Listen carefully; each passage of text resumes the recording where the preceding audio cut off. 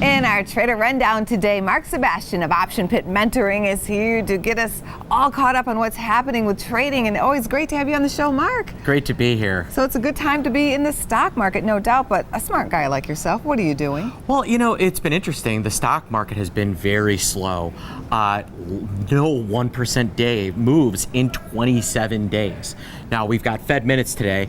Those could drive things. I think the market has undersold how hawkish the Federal Reserve might be. Yes, the 10-year note is 1.5% right now, but the Fed might be willing to raise the short-term Fed funds rate to 50 basis points in spite of that, just completely flattening the yield curve. And shock everybody. And shock everybody. And if there's even, I think, a hint that that could happen, I think markets could really move in the afternoon. You do. Okay, so that's something to watch today. So when we're at these lofty levels, although it has been slow as far as volatile moves for traders, it's been a great time for investors. So do you think the market will continue to march higher? I think a lot of people are watching the 2195 level. I do think that we're going to break 2200. I think there are a lot of people that have put that as a line in the sand.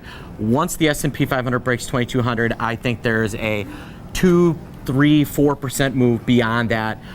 End of year, 2,300 on the table maybe. So personally, I still like the market to go significantly higher from here. Are there individual stocks that you would like to play at these levels? I still love Facebook. I think it's going to be the most valuable company in the world in the next 18 months. Apple is a near-term trade, I think has a move up to 115. Amazon's getting a little long in the tooth.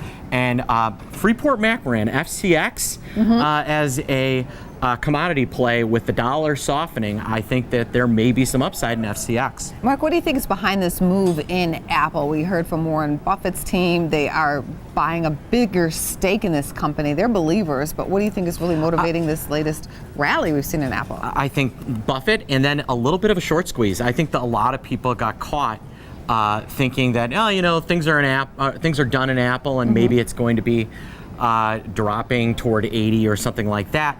Not the case, and I think everybody that tried to get short has been run over like a freight train. Do you like any of, well, I hope not, but okay. Yeah. What do you think about the retail names right now?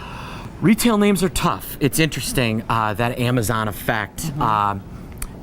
I'm still up in the air on Nordstrom's. I think that they're in the process of writing that online presence. I really like TJ Maxx. I think that they're a great company. Especially retail is really where I think the value is. Ulta Cosmetics. My wife is a fashion blogger. I was talking about Ulta Cosmetics. She looked at me and said, you know, I can't walk into an Ulta without spending $100. One, I said, stop going in Ulta, and two, it made me want to buy the stock. And start using that $3.50 coupon when you do. Good to have you on the show. Thank you. Thanks for having me.